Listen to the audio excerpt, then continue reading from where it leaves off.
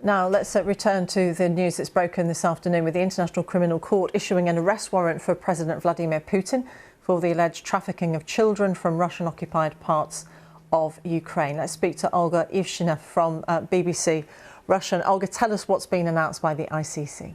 Yes, ICC has just published on its website that they have issued an arrest warrant for Mr. Putin and for Maria Lvova-Belova. That's a children's ombudsman, so the representative, so to say, the defender. She's supposed to be the defender of children's rights in Russia. And she has been a very prominent figure in all this process of moving those children from Russian-occupied areas of Ukraine to Russia, and she was sort of in charge of settling them down, or of the process when some of them were put into Russian families.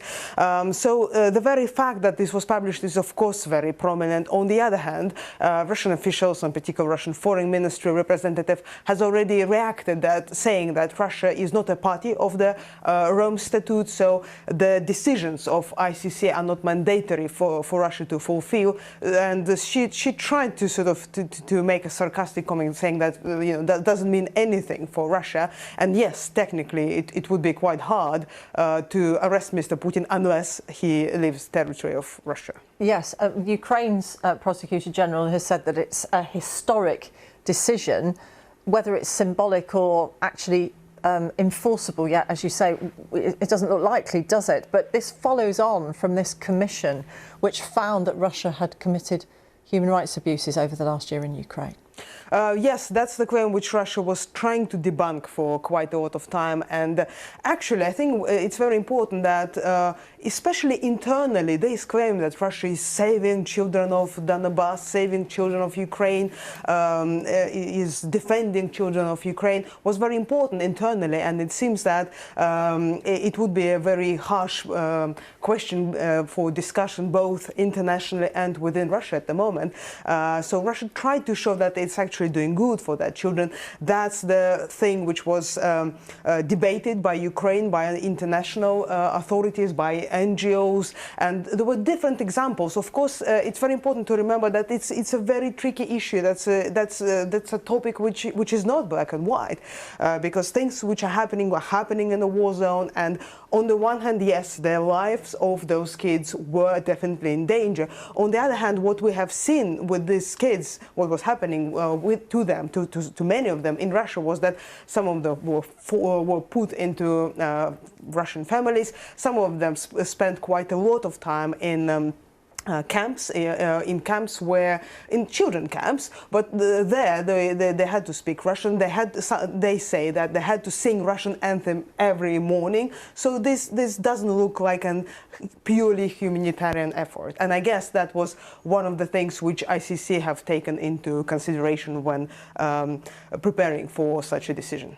Olga Ivshina from BBC Russian, thank you very much.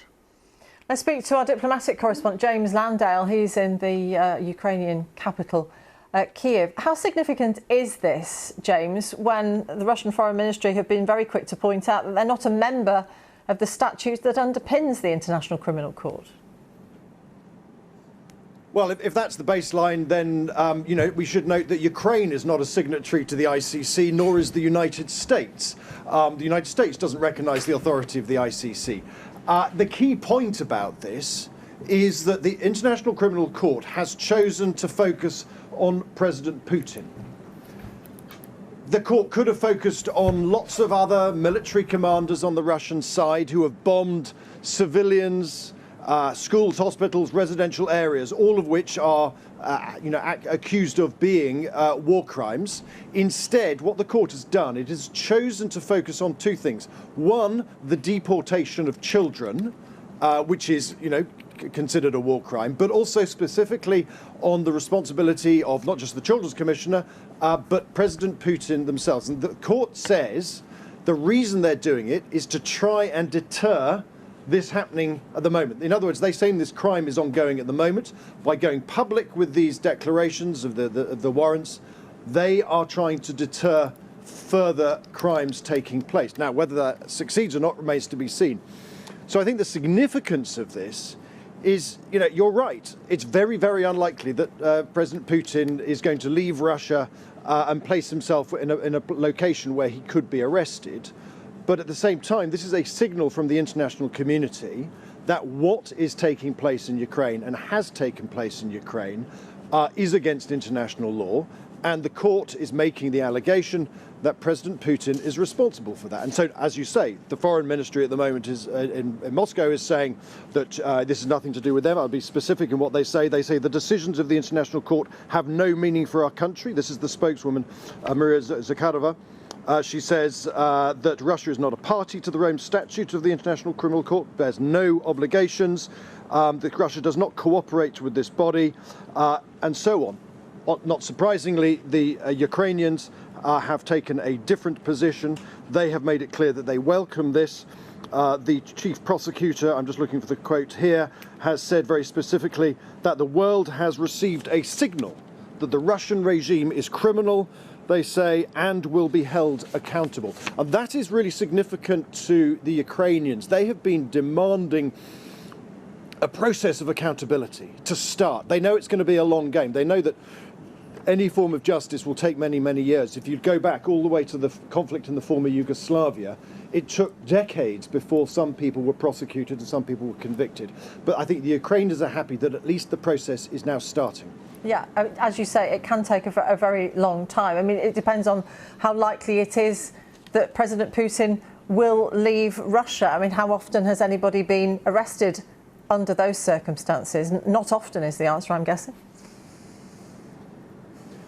Well, it depends. I mean, which jurisdiction you're in. At the moment, I think it's unlikely now that President Putin will place him in a position where he potentially could be arrested. But if you think about it, President Putin doesn't do a great deal of travelling. That was heavily constricted during COVID, and since then he travels relatively rarely.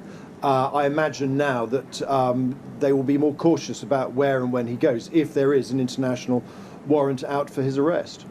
James, for the moment, thank you very much. James Landale, our diplomatic correspondent in Kyiv.